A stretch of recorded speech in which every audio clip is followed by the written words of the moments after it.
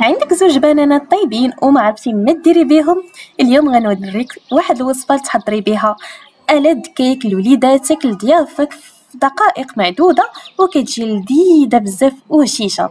تابعي معايا الفيديو الى الاخر باش تعرفي معايا على المقادير وطريقه التحضير. ولا كنتي اول مره كتشوفي القناه ما تنسايش تضغطي على الزر الاحمر اسفل الفيديو وتشتركي باش يوصلك كل جديد.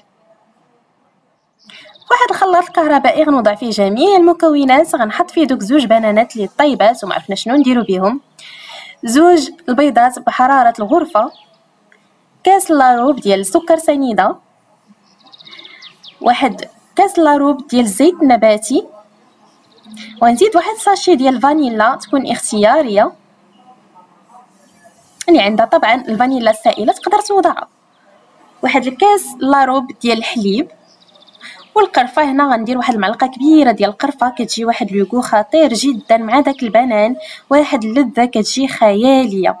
غنخلط المكونات كاملين وغنضيف زوج خمارات حمرين تقريبا 16 غرام ديال الخميره الكيميائيه، وغنبدا نضيف الدقيق الابيض بشويه بشويه. تقريبا هزت ليا واحد زوج كيسان ديال الدقيق الابيض.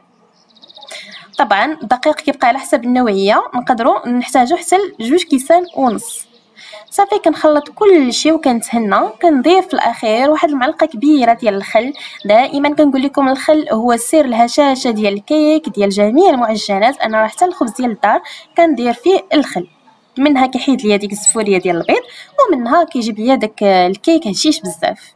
هنا غنوضع واحد المول طويل غادي ندهنو مزيان بالزبده ونرشو بشويه دقيق، وغنبدا نحط شويه هذاك الخليط بالتساوي. ديما الطريقه كنهز يدي مزيان وكنخوي باش الهواء كيدخل ليا وسط الكيك ديالي.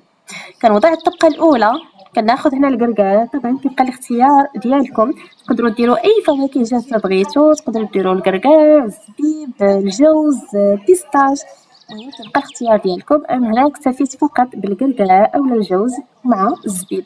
كنقطعو هكا طريفات صغار حيت عندي الزبيب كبير، وكنبدا نوضع هكا. فاش كتبان ليا ديك الطبقه عمرات كنعاود ثاني نحط الخليط ديال الكيك وكنبقى غادا هكا حتى الاخير. انا الصراحه الكيك ديال البنان كيعجبني بزاف هكا مع الجوز والزبيب، كيجي واحد لوغو خطير جدا، ومع ديك القرفه كيجي صراحه واحد الكو مخلط ما شاء الله. صافي هنا الطبقه الاخيره كنوضع الخليط وكنوضع هكا من الفوق الجوز. كما قلت لكم تقدروا ايضا ديروا اللوز اولا شرائح اللوز، اي فيلي، كاوكاو، مهم كيبقى الاختيار ديالكم.